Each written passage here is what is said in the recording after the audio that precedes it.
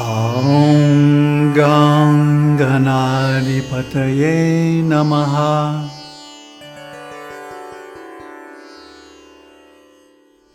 Namaste. So this is the beginning of a new series, Guru-vachaka-kovai.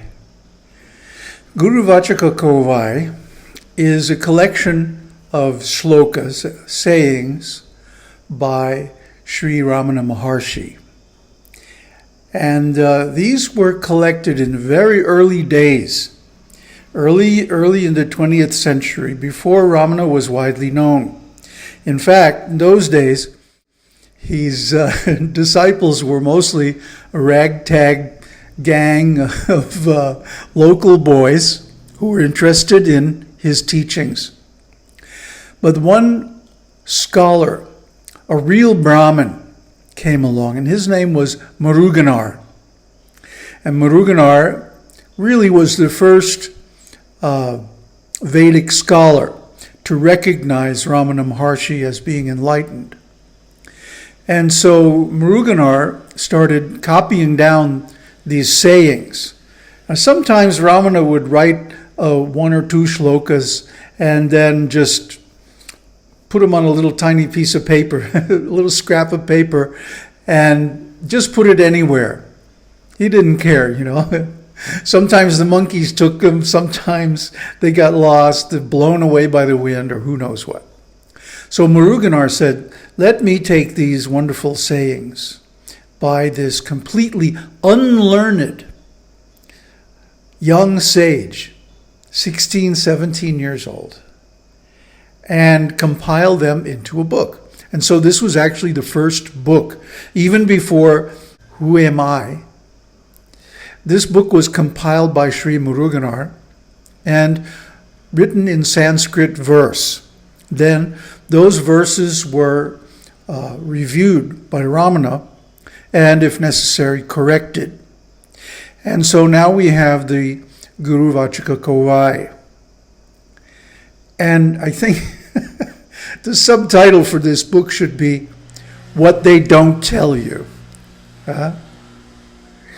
Because as we have been discussing now for over 7 years, context determines meaning. Any word has several different definitions. Look in the dictionary. Every word, you'll see, unless it's a very specialized term, has several different senses, several different definitions. And strangely enough, the small, common words have more definitions, more different senses of meaning than any of them. I think the word that has like 12 different meanings. The word up has like 23, 24 different meanings. How do you judge? How do you know what is the correct meaning? By the context. If I say, fill the glass up with water, or I say, I'm going up to Chennai, the word up has two different meanings, and it can have many meanings depending on context. So context is what determines meaning. I say it 1,000 times, going all the way back to Matrix Learning, one of our first series on this channel. So if context determines meaning, then the meaning of any spiritual or religious teaching is determined by its context, right? The thing is, every single religious teaching that I have ever come across, and I've studied hundreds of them, all claim to be the teaching. The ultimate, perfect, wonderful, powerful, fantastic teaching that's going to give you everything. Well, how is that possible? Actually, it's not. What happens in spiritual and religious groups is that the group takes on a life of its own, a very sociopathic kind of life, where it wants to deny the the value of all other teachings and maximize the value of our teaching. So basically what they do is oversell it. This is the greatest teaching since sliced bread, and it's going to be everything you ever need for the next 1,000 lifetimes, so just join up. Sign on the dotted line. But it's not possible, because no one teaching can say it all. Human life is too complex, too extensive. For thousands of lifetimes we've been searching for the absolute truth. And now every preacher on every soapbox on every street corner is telling us that he has it. I don't think so. So what Ramana has done, among many other wonderful things, is that he has given us a framework, a context for all religious teachings. How does that work? Well, he's given us basically 4 main categories. And I'm going to display a graphic here that shows these categories and their interrelations. The Vedic teaching is divided into 4. Dvaita, dualistic religion. Vishishta Dvaita, or qualified non-duality.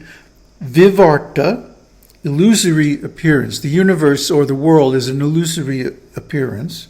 And Ajata, only self exists and the world is simply non-existent. And then below these 4 categories are the Pashu, the animalistic human beings. Now, the Pashu aren't really part of the Vedic civilization, and this is why in ancient days the Shudras were not allowed to hear the Vedas. Why? Because they would misunderstand them. Their only purpose in life is enjoying their senses. So any Vedic knowledge you give is wasted on them. Pearls before swine.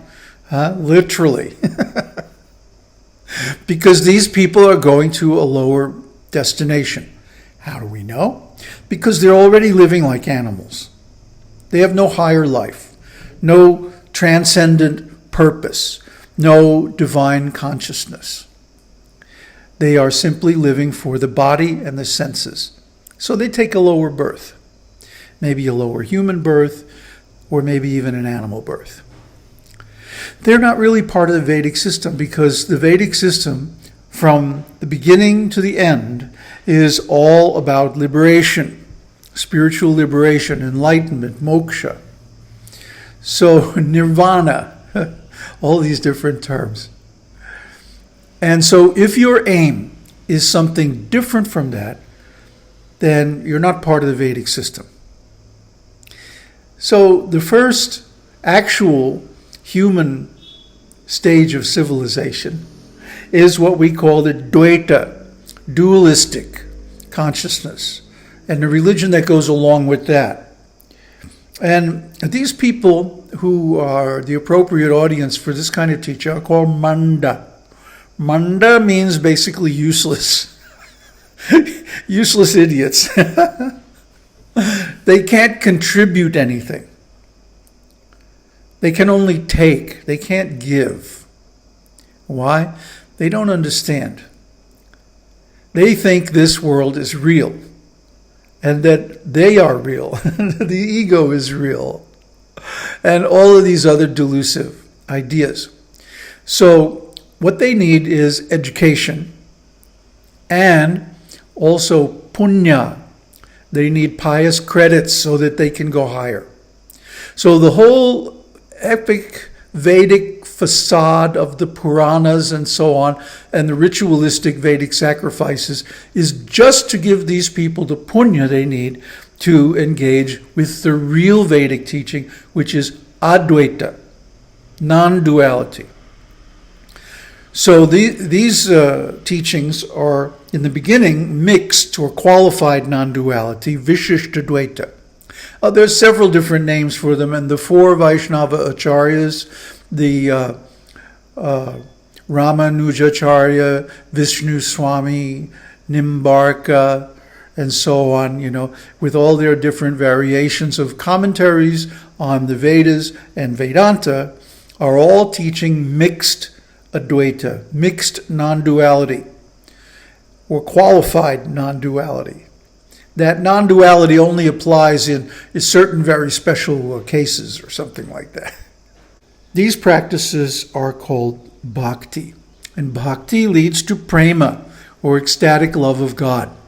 So I'm not going to say a whole lot about the last two categories because we're going to discuss this all very elaborately in the rest of this series, which is likely to be quite extensive unless I get interrupted and go off and do something else, which is always possible, especially if I don't get much feedback from you guys. But if you give me some good questions for discussion, then we can make this into a very interesting, very informative, and beneficial series. But what I want to say about Guru-vachaka-kovai is that it's at the very, very top of all these teachings. It is the bridge to the Ajata teachings, which is inexplicable. Ramana always said the best teaching is silence. And this is Ajata. But before that, when we still have a trace of duality remaining, and we want to meditate and realize the actual non-dual substrate, we need this level of teaching. Okay? This is not for beginners. This is not for religious people. This is not for people who are all attached to organizations and positions and knowledge and so on, all these things. This is the final stage of meditation, which leads to actual realization. So it's the bridge to Ajata. Okay? We still think, even in advanced stages, that the material world is, is kind of real. We have to take care of it, right? You have to deal with it. But actually, as Ramana himself demonstrated in his early years, one can be completely detached. But still, the results of one's previous activities will come in the form of support, help, friendship, and so on. So the body is experiencing the last of the karma, allowing the realized soul to remain in the world until he can impart this teaching to others. And so this is the highest beneficial welfare activity for all human beings, and you should study it carefully. And like I said, please don't hold back. Respond with your questions, and I will answer in the next following episodes in the commentary. So I hope you enjoy this series. I hope you stay with us through the whole thing. Watch the whole video. The average view is 7 minutes and 30 seconds or something like that. So these are all 15 minutes. So watch the whole thing, because sometimes the most important stuff comes right at the end. Om Tat Sat. Om Harihi Om.